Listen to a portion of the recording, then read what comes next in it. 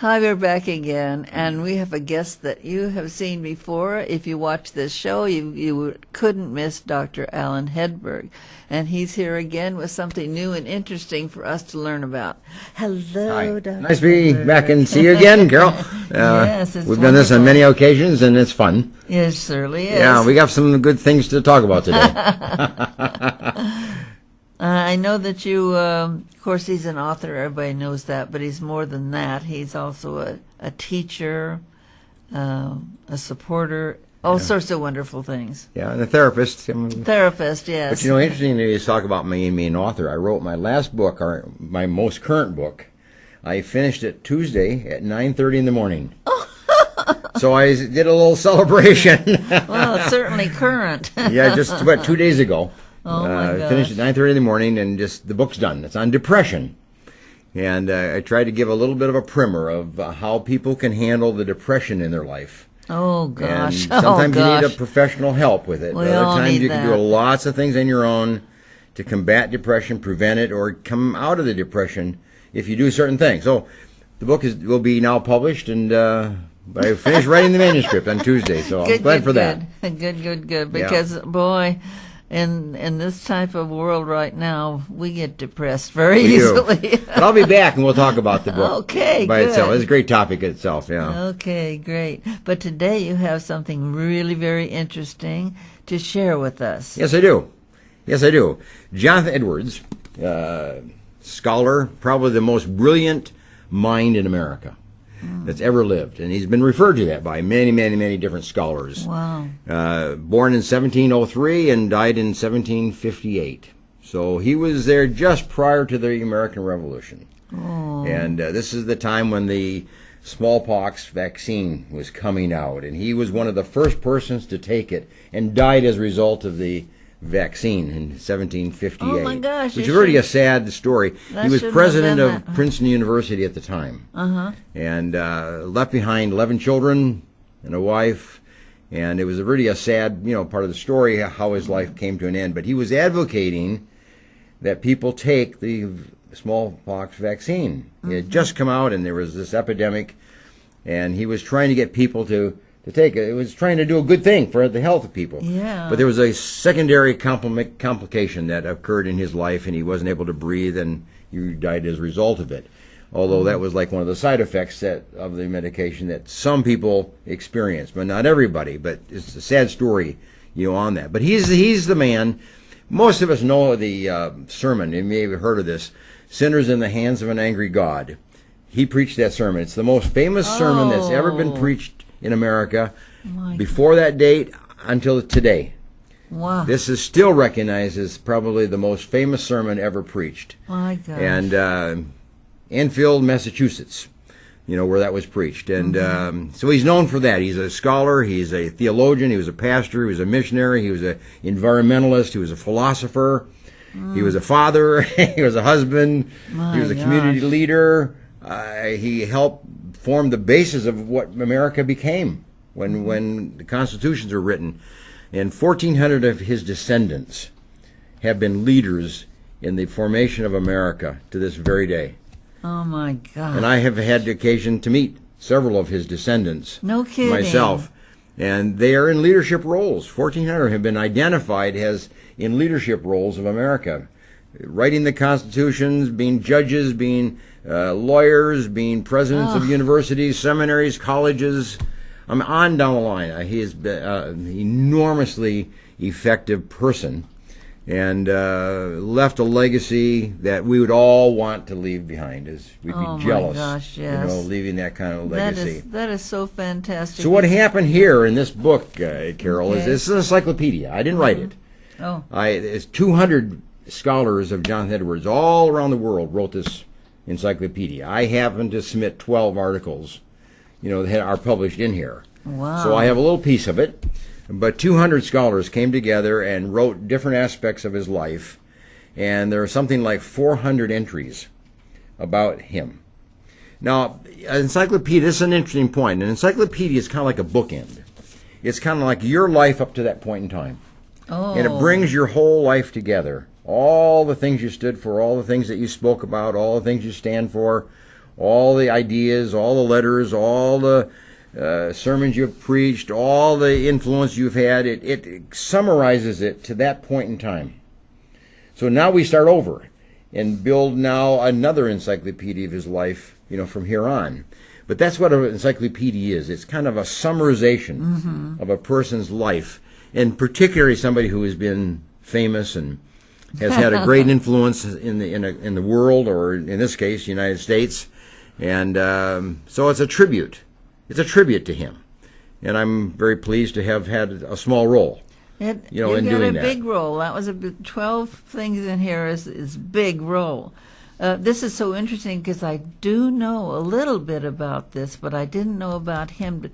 In my book, I talk about when the smallpox vaccine. Oh, yes. Yeah. Yes. So I at least got that, but I didn't. If I'd had his name, I would have put him in there. Oh, that would have been great to you. 1755 to about 1760, in that time frame, the smallpox vaccine was coming out, and very controversial, like any vaccine that comes out even today. It's very controversial. People have different points of view on it, and but he stood for it. And many of the ministers of the day encouraged their people and their congregations to trust the vaccine and live, because they were dying by the scores, as you know. Sure. So it was a very important time in history, from that point of view. But he represents the Great Awakenings. Many people know about the Great Awakenings. That's when the church really became alive in 1734. And people were joining the church in great numbers, and churches were just escalating in size. His church was 1,000 people. Oh. Now, in that day, wow, that was a lot of people. At this day, that's a lot of even people. so. But, he preached maybe 4, 5, 6 sermons a week. Oh, my God. And people would come, and hear him. And the Sermons in the Hands of an Angry God was the greatest sermon ever preached. Jonathan Edwards. Wow. And we have the Encyclopedia, and that's doesn't show real well because it's all dark, but you have an eye on the screen. But he has become like a friend. When you read him, he becomes like a friend. Somebody that you get to know, and you want to know more, and you want to live your life like him. I mean, that's probably why his ancestors, not his ancestors, but his people coming on down are so inspired by him that they get in and do fantastic things. Yeah, they really have. The leadership coming out of his life and out of that family was just enormously. America stands proud of a man like this who has contributed to the American world as we then formed it in the American Revolution, and then the writing of the Constitution just a few years after he died. So the Constitution was written by many of his descendants. Oh, I'm sure. Many of his descendants contributed to the writing of the Constitution. So you see his place in history is very important. That's why he deserves an encyclopedia. Not everybody deserves one. No, that's even better than a biography, because I think so. It is giving probably much more detail. Well, you get 200 people, writing on him and their own perspective and their own knowledge and their own studies of him. You have a much more profound document. Oh, yes. Than a biography or an autobiography. You either write your own, or just one person just writes a story about somebody, and you just get that one person's point of view. It's valid, and it's important, and it's necessary. But here you get the bringing together, of all the minds of the world that have studied him and get their take on him and look at his contribution. So, yes, great story. It's a big book. It's a nice, beautifully done. Yeah. And put together by the John Edwards Center at Yale University. Oh, Yale. Okay. So it's a Yale publication, essentially. The leaders, the professors from Yale, took the lead on this thing and brought it together. So it's the Jonathan Edwards Center of Yale University. There's a Jonathan Edwards Center in Chicago at Trinity Theological Seminary. There's one there too. And then there's one at Yale, and other ones around the world, of people that actually come together and study him. So kind of a think tank, if you want to think of it that way. So they put this together. But who are we going to be selling this to? People who Well, are... librarians obviously are they keep it in a yeah. library. It's like $70-$80, but but it's something that libraries carry, and then special institutions that study history. Yes, And aspects of history. Anybody that has read about him before Oh, and is interested in, and they're going to really want. If you're a something scholar like of him, that. you want a copy of this because you Definitely keep would. going back to it because it's a succinct way of getting just a snippet of his life, and then you can go and read other materials and draw upon it. He's a very nice looking man too. Yeah, he on top was. of He was a that. very nice looking man.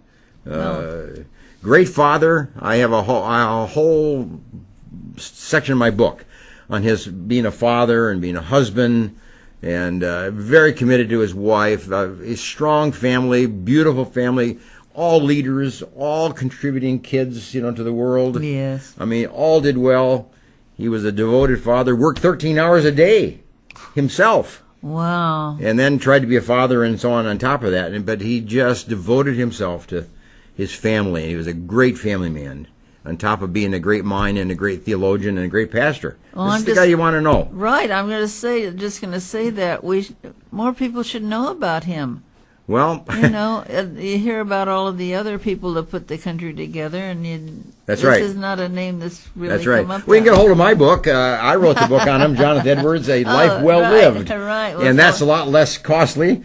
And tell you can get it them from my about- website, www.booksbyhedberg.com. Booksbyhedberg.com. I have a copy of my book. You can get it there. So if you'd like to read about Jonathan Edwards, I would say, start with my book. And then you go to Encyclopedia is really for the scholars and for the people who really want to have an extensive view, of a man like this. It's a very important book, but it's got a limited publication opportunity and purchase. But that's all right. It's still part of our history.